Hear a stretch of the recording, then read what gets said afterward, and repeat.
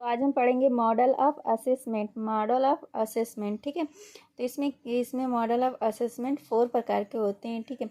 एक for learning, एक as learning, एक इन लर्निंग, एक है ऑफ लर्निंग, ठीक है। तो इसके बारे में पढ़ते हैं, ठीक। तो देखते हैं पहला assessment for learning. Assessment for learning, अधिगम के लिए आकलन। अधिगम के लिए आकलन, इसमें टीचर बच्चे का निदान व उपचार करता है। टीचर बच्चे का निदान व उपचार करता है, ठीक है। इसमें क्या होता है, बच्चे ने कोई गलती की, बच्चे ने कोई टेस्ट दिया, मतलब गलती नहीं, टेस्ट दिया, ठीक है। तो इसमें टीचर ही उसकी गलतियां निकालेगा, फिर उसको करेक्ट करेगा। तो इसको बोलेंगे अधिगम के लिए आकलन। असेसमेंट फॉर लर्निंग बोलेंगे इसको असेसमेंट फॉर लर्निंग। इसमें टीचर ही एक्टिव रहेगा, बच्चा बस वर्क कर देगा और टीचर उसका मतलब उसकी गलतियां निकालेगा, फिर उसको करेक्ट करेगा, उसका उपचार देगा, ठीक।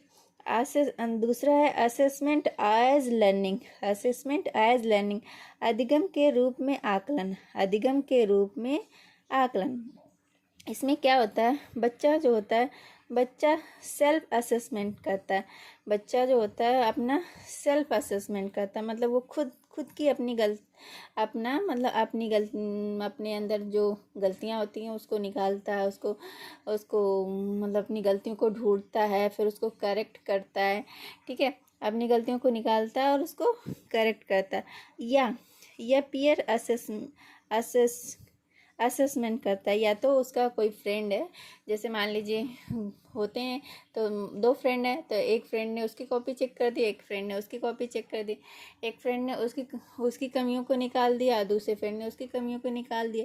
फिर उसमें जो गलती की थी बच्चे ने, उसका उपचार भी उस फ्रेंड ने उसका उपचार भी बता दिया।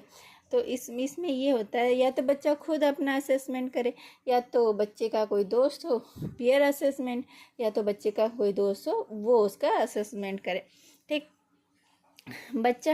इसमें क्या होता है, बच्चा खुद निदान और उपचार करता है। मैंने बताया ना कि बच्चा खुद मतलब देखता है, अपना खुद मतलब सेल्फ स्टडी करता है। सेल्फ स्टडी मतलब होता है ना कि वो खुद पढ़ेगा, खुद टेस्ट देगा, खुद उसमें उस अपना फीडबैक निकालेगा, फिर ट्राई करेगा, फिर पढ़ेगा, ठीक है। फिर वो अपनी गलतियां निकालेगा, फिर पढ़ेगा, ठीक है। ऐसे ऐसे वो धीरे धीरे अपनी गलतियां निकालेगा और आगे पढ़ता जाएगा, ठीक। तो इसको बोलते हैं assessment as learning. Assessment as learning में बच्चा खुद अपनी गलतियां निकालता है और खुद ही उपचार भी देता है, ठीक।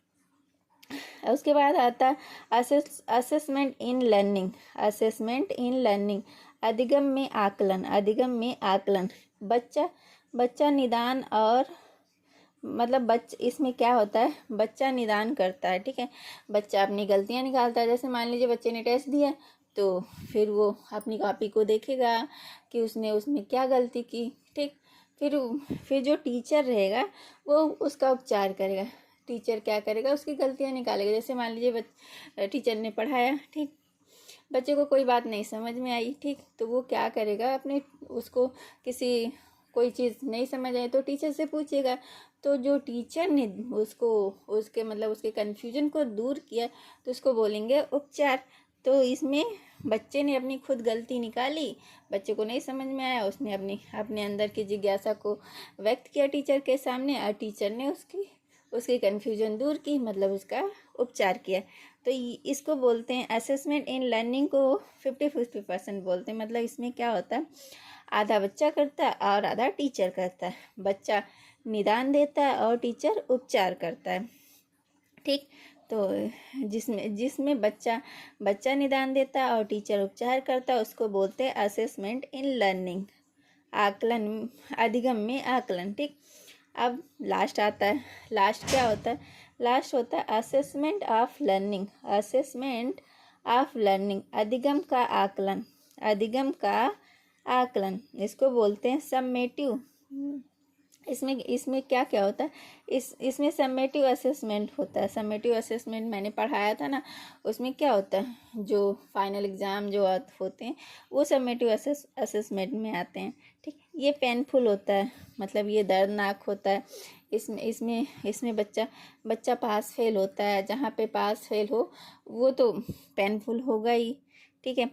तो जहाँ पेनफुल हो, जहाँ पास फेल हो वहाँ पेनफुल होता है। तो और इसमें रिजल्ट बनता है, जो असेसमेंट इन लर्निंग जो होता है इसमें रिजल्ट बनता है। जैसे फाइनल एग्ज़ाम हुआ तो उसके बाद रिजल्ट बना, ठीक। रिजल्ट जो बनता है उसको बोलते हैं assessment of learning. Final exam, और ये जो फाइनल एग्ज़ाम होते हैं वो इसी में फाइनल एग्ज़ाम भी होते हैं, ठीक है। ऐसे छोटी छोटी बातों को पढ़ेंगे, याद करेंगे, आगे बढ़ेंगे। Thank you. मेरी वीडियो कैसी लगी प्लीज़ कमेंट करके बताएं। मेरी वीडियो को लाइक कीजिए, शेयर कीजिए, सब्सक्राइब कीजिए।